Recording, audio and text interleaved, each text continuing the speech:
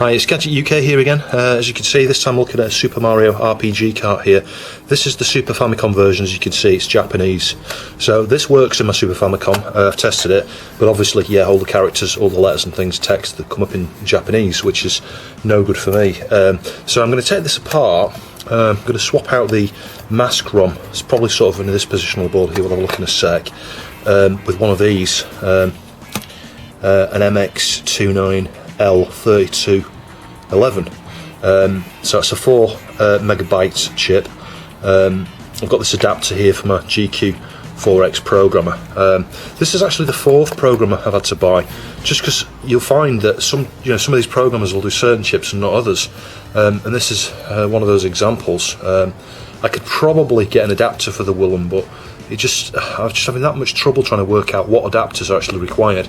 I actually end up with 2 different ones of these PSOP 44 adapters. This one seems to work well with this. I'll show you me programming that later. It's really simple. These things look way more complicated than they actually are. You can see there's a jumper there it says, I think, L32 is the position it's set to, because this will do 29F chips and 28F chips as well. Yeah, so that's set to the right hand position. In the software, it will tell me whether to set the 3 volt or 5 volt jumper. In this case, it's saying set it to the 5 volt, which is interesting because this is a 3.3 volt chip, so maybe that's just for programming voltage. I've got no idea. We'll need to stick a 3.3 volt regulator in here to power this chip once I put this in there. But it's just in a socket. I don't know, you can see, you push this down. Oh, sorry, take it out of that before I damage it. You push this down and the chip comes out like that, as you can see. So let's put that somewhere safe for the moment. Yeah, and then there's a couple of other jumpers it shows you here as well on the board. You know, if you're using the 29L3211, it's showing to put these 2 jumpers up here like that. So it's pretty straightforward. You can buy these. I think the adapter's about £25 plus shipping, so they're not cheap, but I wanted to do this. I mean, it would have been cheaper to just bought a UK version. You know, by the time I bought one of these, bought a programmer, bought one of those, you know, the cost is ridiculous. But moving forward, I'll be able to use this for other things, hopefully.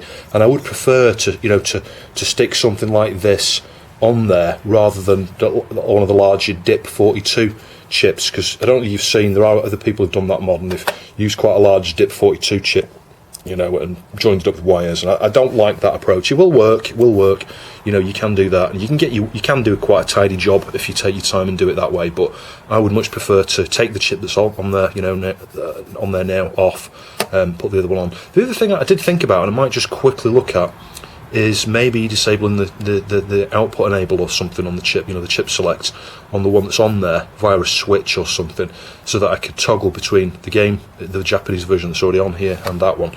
I'm not sure. I might do that on another cart. So we're in here now. As you can see, it actually says on the PCB there, mask ROM. I don't know if you can see, that's where my thumb is. So it is this chip here. If I just put this one loosely on top there, you can see, yeah, it's just exactly the right size. It's not quite as thick, you know, if I put it flat on the board, this one, it's about the same actually, it's about the same, ignore what I'm saying. So I'll probably need to stick like I say, 3.3 volt regulator on here, and I will need to lift 2 or 3 of, I think 3 of the pins. I have seen some of the guides actually. I'll post some links down below. I think I saw one on the MMM Monkey website, so I'll post a link to that, and he's done exactly what I intended to do with this, because I went searching for, I found this, in fact I'll post some more links actually. There's another channel you should check out down below. I forget his name now, I'll put it up top, up here in a minute. It was thanks to him that I found this chip, the 29L3211, because that's what I was looking for. When I first wanted to approach this, I ordered the cart, took it to pieces, saw this chip, thought, okay, what can we find in terms of something compatible? I contacted the chap up here on his channel, and he pointed me towards this MX device. I then did some, looking at the pinouts on the data sheet, and started to suspect I was going to need a regulator, and I would need to swap a couple of pins around. But then I did another search, I think it was yesterday, when my programmer arrived, and I found the Monkey guide there, and he's done exactly those series of events as well. So a few people have attempted this before. Obviously it does work, but I'm going to use that guide there just as reference with regards to the pins. And I think he mounted the regulator somewhere up here, perhaps between maybe this rail here and that. Presumably one of those is the ground, one's the plus. Just it makes it nice and easy, and you can just run a little wire. And I think the way he did it, he ran a wire to one point over here and then another point and then up here somewhere. So we'll do a very similar, if not identical thing, I think. So like I say, I can't really take credit for working this all on my own. I did work out some of the bits there myself, but it's been done before. Anyway, I'll get this chip off there now. I think what I'm going to do is use a little touch of Chip Quick along the sides here, and lift this off so I can keep that chip as is. I'm not going to destroy it. I could just cut it, but I will keep the original chip. You never know, there may well be at some point in future more value in putting the original chip back on here, and selling it as an original Japanese card. And likewise, there may well be someone out there who wants the ROM, and doesn't want to put a replacement chip on they want to put an actual physical mask ROM back onto a Super Famicom cart. So yeah, I'll keep the original. I'm not going to bin it or anything.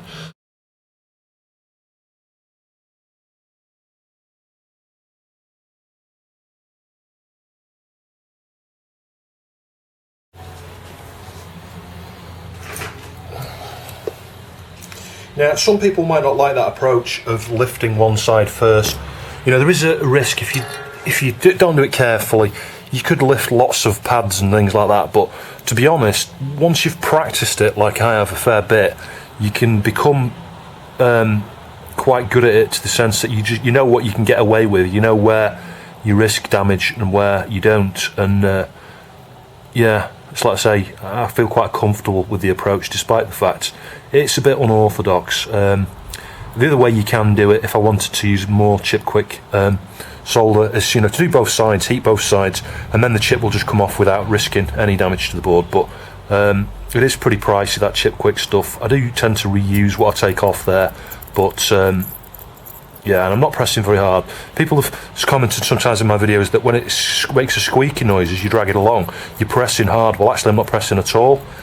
The squeaky noise is the copper just dragging very, very gently across the top of the pad there. It's not a case of I'm pressing at all. Just get a bit more braid there and we'll just finish cleaning that up. But yeah, it's looking quite clean already. That it's just a little bit more needs to come off, I think. Yeah, but I'm not pressing, and the reason I just go slowly there, just to allow time to transfer to the pad. And I'm using a very low wattage iron here. This is it doesn't put tons of heat into those pads. We'll just give that side one more go.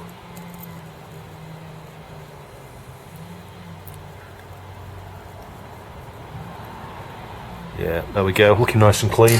So I'll clean that up with a bit of isopropyl. We'll get some fresh flux on there, get the chip on there. Obviously I need to lift 3 pins before I solder it down, and then I think we'll solder it in place. So there you go, it's all nice and cleaned up now. I just need to lift the pins on the chip, get it on there. On this particular version I've got the ID check enabled. Seems to be working okay. Previous videos of other people's I've seen suggest that having the ID byte check there doesn't work, but it works alright for me with this chip. So as soon as that's finished, we'll get the new chip onto the board there and wire up the few little wires we need and add the voltage regulator, and hopefully it should work. So I've got the regulator on there. I've put a tiny little bit of insulation tape underneath the tab here, because this is where the 3.3 volt output's going to come from. And as you can see, I've lifted up a couple of pins. Pins 1, that top corner there next to the notch, the bottom one here, which is pin 33, sorry 23 I think, and then 33 there. And you can tell with 33, you've got the right one, because if you look at the PCB here, you see these 2 vias, you've got 2 vias right next to each other. The pin that's bent up is the one that's just about in line with that second via Yeah, so I get some flux on here now. I'm going to get a bit of blue tack. I don't think I'll need blue tack actually. I'll probably just get it in position, inspect it really close with the magnifier by eye. I'll get some flux on there, and then just tack one corner, inspect it, make sure it's totally lined, and then I'll tack the other corner, and then I'll probably start from the opposite side of where the tag is and do some drag soldering there, and the flux should take care of it.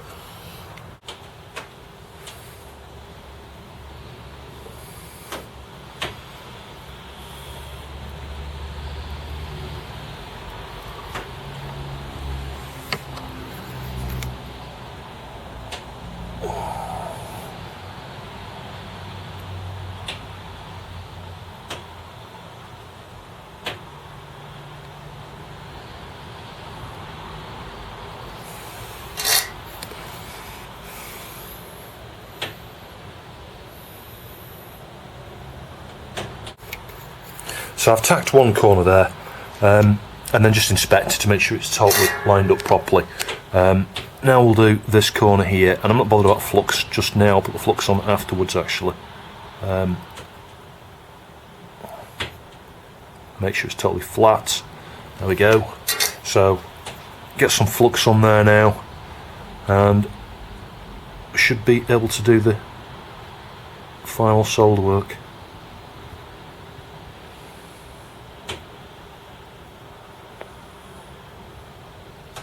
That's that side fluxed up, and the flux is the key here. You can't do something like this without flux, and a good quality flux. Don't just buy the cheap crap that comes from, non-name brand from China off eBay. You need to buy either Chipquik or Amtech or some other good quality branded flux, and hopefully you'll see why when it comes to this point now where I'm about to solder this. We'll get some solder on here. Not too sure how much I'm going to need at this stage. Too much is probably not a bad thing, because you can always get it off afterwards with a bit of desolder braid. Prefer to put too much on right at the start than too little.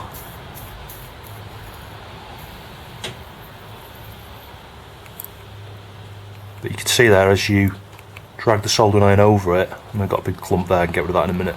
The flux just takes care with separating, from joining two pins up. So, yeah, I'll give it another go in a minute. That's that side okay for now. So let's give this side a go. Start from here.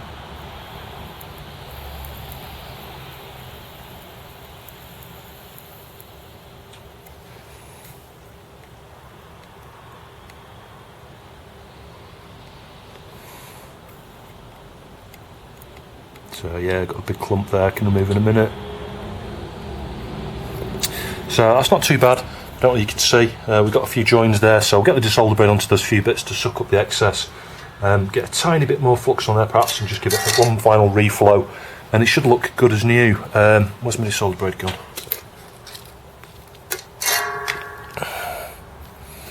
Yeah, so we'll just suck off that excess there. There's a few bits actually. There's one where I joined the pin in the corner. That'll do. A little bit there, that's fine. And then on this side here, got a couple of, just those ones actually at the front, and this corner one down here where I anchored it. Because I did use quite a bit of solder when I anchored it. Actually, that's not so bad. That's not so bad. Right, so if we just get a little bit more flux onto here. It's actually way too much actually. Let's see if I can distribute that a little bit. Clean my tip, just get a tiny little bit of solder on the tip, don't need a lot. And then hopefully this should be the final pass now.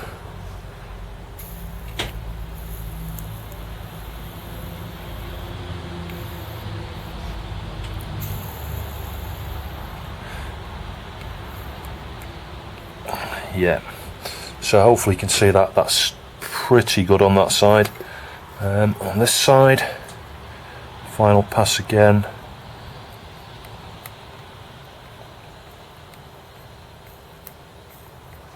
You can see there's different ways of doing it. You can drag that way, but you can also dab into them like that.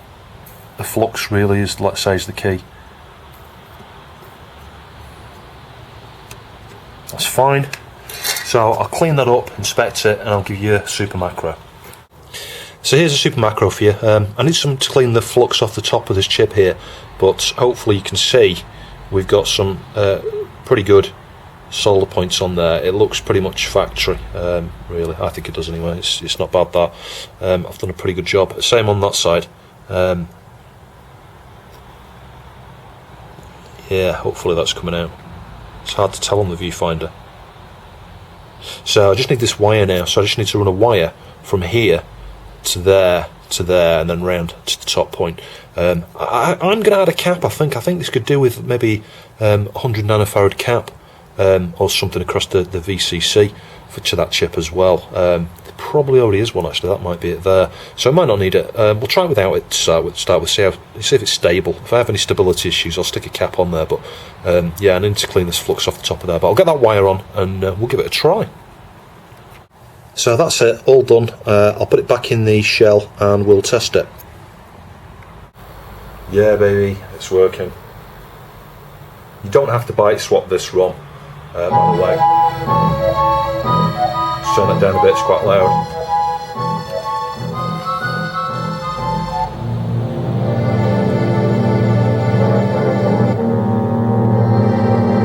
Let's hit start, let's just see whether it's in English.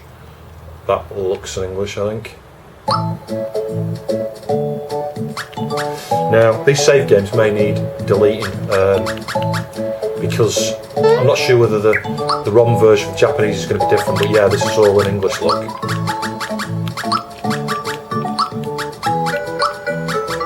Sweet.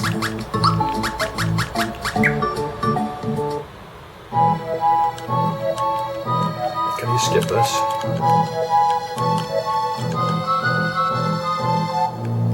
Looks like I'm going to watch it, I think. Let's turn it down a bit. It's still bloody loud, that.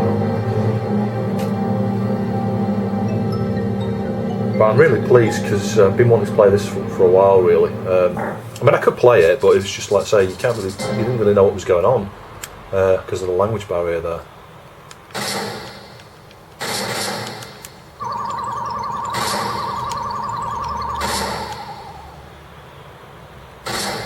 It's a long intro. Come on.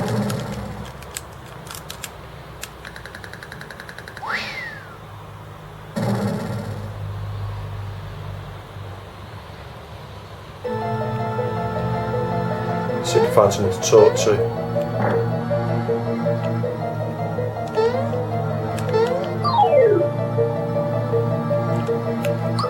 Anyway, yeah, that is working. You can see all the language, the text there's all in English. So, yeah, thanks for watching.